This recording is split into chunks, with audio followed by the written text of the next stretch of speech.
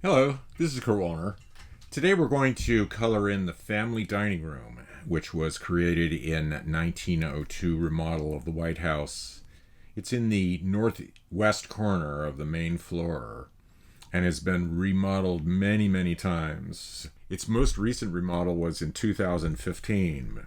Barack and Michelle Obama spearheaded a redesign that featured American artworks or more contemporary artworks. And now the room is actually on the White House tour. After doing all the inking on the room, I wanted to head straight into the most complicated part of the coloring process, which is this incredible carpet. I've been schwitzing over this for months, and I have to head into it. So it's time for me to face the music.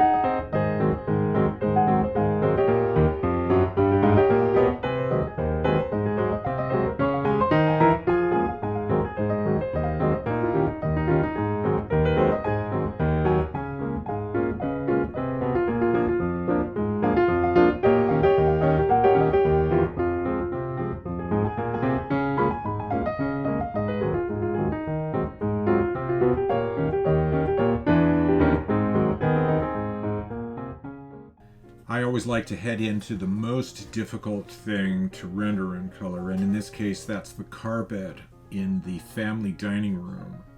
It's an incredibly elaborate carpet based on a design by Annie Albers.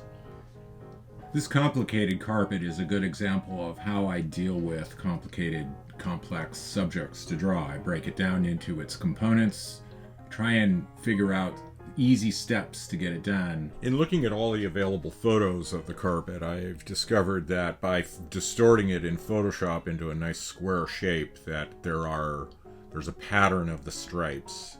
There's units that are repeated, and there are 11 of them. The color of these stripes in a unit is a narrow stripe of beige, a wide stripe of rosewood,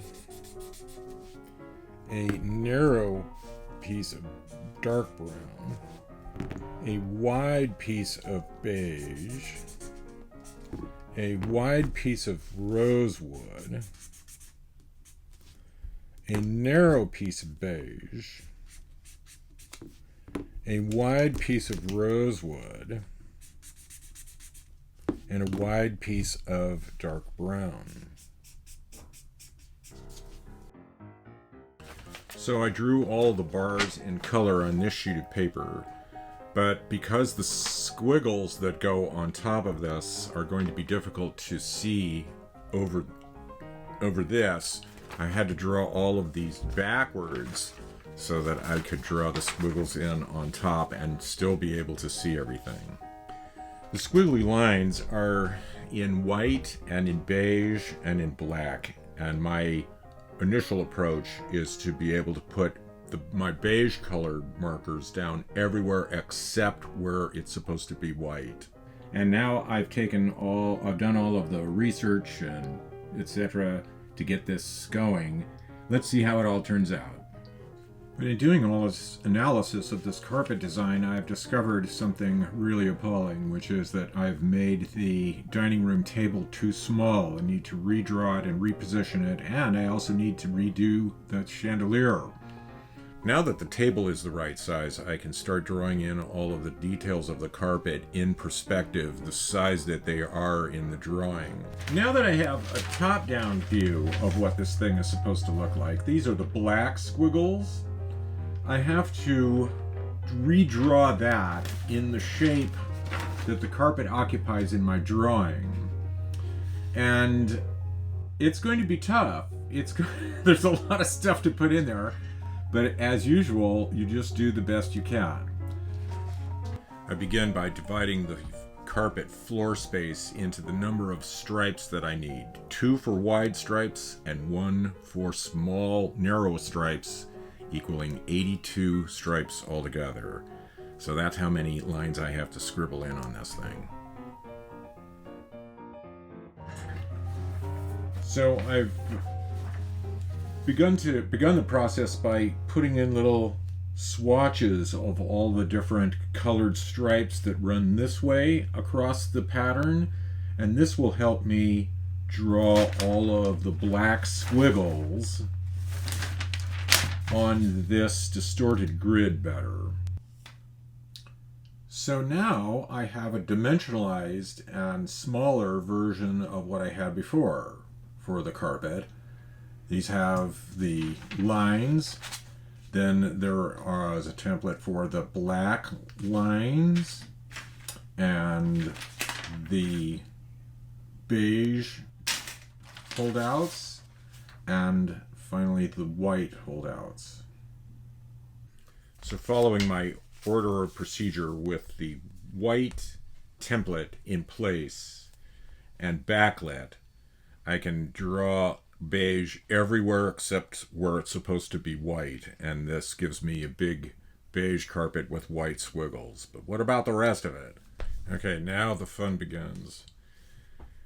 With the beige template in place, showing me where to hold out for where the beige squiggles should show, I started laboriously drawing in each of the colored stripes, the dark brown ones and the rosewood colored ones, everywhere where they're supposed to be, except for where they're supposed to be beige squiggles or white squiggles.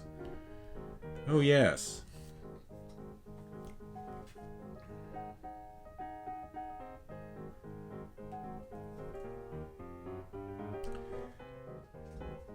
After that exhilarating experience, I get to slip in the black squiggle template, shove that under where it belongs, and then just draw those squiggles on top of everything in black, since nothing knocks out of them.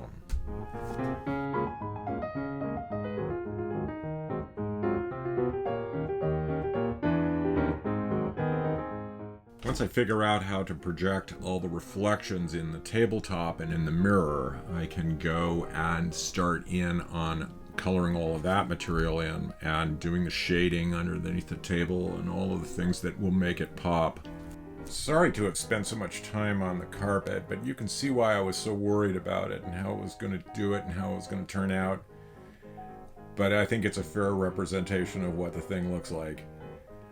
Now that it's done, we can move on.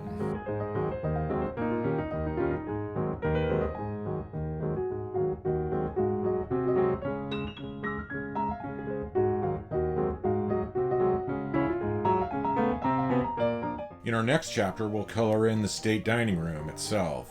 If you're enjoying these videos, please subscribe to the channel if you would. Until next time, thank you for your attention. Bye-bye.